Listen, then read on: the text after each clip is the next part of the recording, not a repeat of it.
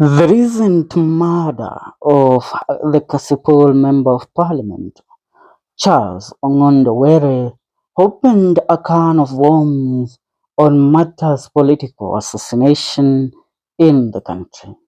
Here, I am currently bringing to you the name of my 5 members of Parliament that were killed while they were at the top peak of their political careers, and most of them were affiliated to Raila Amolo Odinga. Down to the names that we will begin with, I shall begin with Tony Dilinge. He was the former Kilome Member of Parliament who was assassinated in the year 2001 after gunmen shot him twice in the head as he parked his car outside a bar in Nairobi's Githurai estate. A section of opposition leaders then during the Moi regime at the time termed it as a political assassination, as Delinge was considered a major critic of former President and late President Daniel Toroitich Arap Moi's government. That is the first person that was assassinated. On number 2 is George Moshai. The former Kabete MP George Moshai was assassinated in the year 2015. He was returning from a family dinner when a group of armed people in a car stopped him before shooting him alongside his 2 bodyguards in 2011. Moshai had survived and he had previously survived another attempted murder. Same case in comparison to what happened to the lately assassinated Charles Ongondo Were, who was assassinated at the city mortuary roundabout. It is the same scenario, but for Muchai, also his bodyguards were killed that day. But for Ongondo Were, the bodyguards, together with the PA and the driver, were left unharmed. On number 3 in this case is none other than the former Member of Parliament of Embakasi, Mugabe Were. The former Embakasi Member of Parliament was assassinated on January 29th in the year 2008, just weeks after the disputed 2007 general election. He was murdered at a time when the country was experiencing severe political and ethnic violence. He was a friend of the former Prime Minister and ODM leader Raila Amolo Odinga.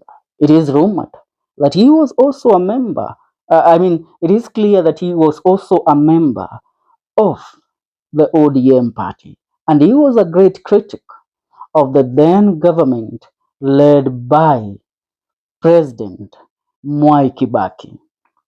Mugabe Were was among those that disputed the 2007 general election results, him together with other members of parliament, including the current president of the Republic of Kenya, President William Ruto, who both of them were then serving under the ODM party leadership, under Raila Amolo Odinga, I mean. On the other hand, is none other than, or number 4, I mean, in the list, is none other than the late Member of Parliament of Juja constituency, George Duo. George Duo was assassinated on 17th of November, year 2013, when he was serving as a Member of Parliament of Juja. But the assassination of George Duo was not the one where he was shot like how the rest of them were shot, like George Moshai, Mugabe Were, and Charles Were and Mugabe Were. For George Duo, he was poisoned while taking a drink in Town.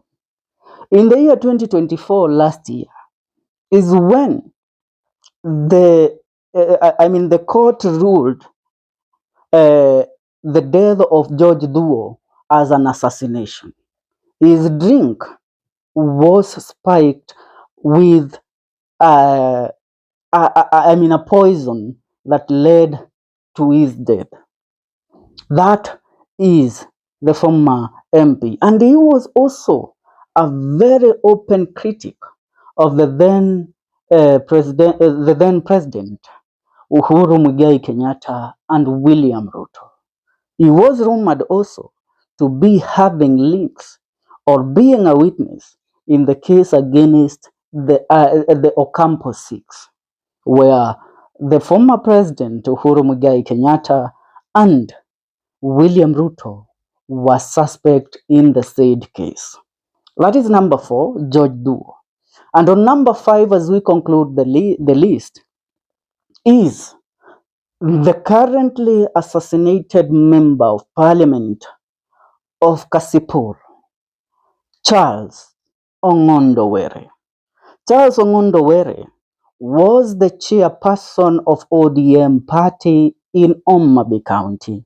Apart from that, he was serving his second term as the Member of Parliament of Kasipul, having served his first from the year 2017 to 2022 and being re-elected in 2022 until recently 2025 when he was murdered after having served for 7 years. But the case of Ong'ondo Were is one that is not an open book, because a lot of fingers are being pointed in different directions. When we look at other assassinations that I have mentioned, including the one for George Mushai, Mugabe Were, and Tony Delinge, these are open cases that the government was involved in their assassination. But for Charles Were, it is not clear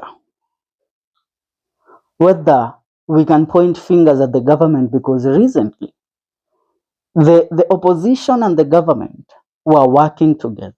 So there is no need to point fingers at anybody within the government, because the ODM party and the Kenya Kwanza administration are in bed together. Now, in addition to that, I will also name a few odd names that comes up in matters of political assassination. We have the name of the late Tom Mboya, one of the greatest and Kenya's most prominent independence politician. Tom Mboya was murdered on July 5th, 1969. Apart from Tom Mboya, we have that of J.M. Kariuki, also assassinated under the Jomo Kenyatta regime in the year 1975. J.M. Kariuki was the Member of Parliament of Naivasha. And last but not least is Piogama Pinto, a Kenyan journalist and freedom fighter of Ghanaian descent, who was assassinated on February 24, 1965, 1 year after Kenya took its independence. His murder became Kenya's first political assassination after independence. Pinto was shot at close range in the driveway while waiting for the gate to be opened. He was with his daughter at the time of the assassination at his home in Parklands. That's it for now. Please go ahead and subscribe. Tell me what you think about the rise and surge of political assassination in the country, dating back to independence, because also there are names that we have left out, including that of Robert Ouko, and many others, more so those that were assassinated, activists and young men and women who disappeared during the 2024 anti-finance bill demonstration. Leave a comment on the comment section. This is the Kenyan Daily Report.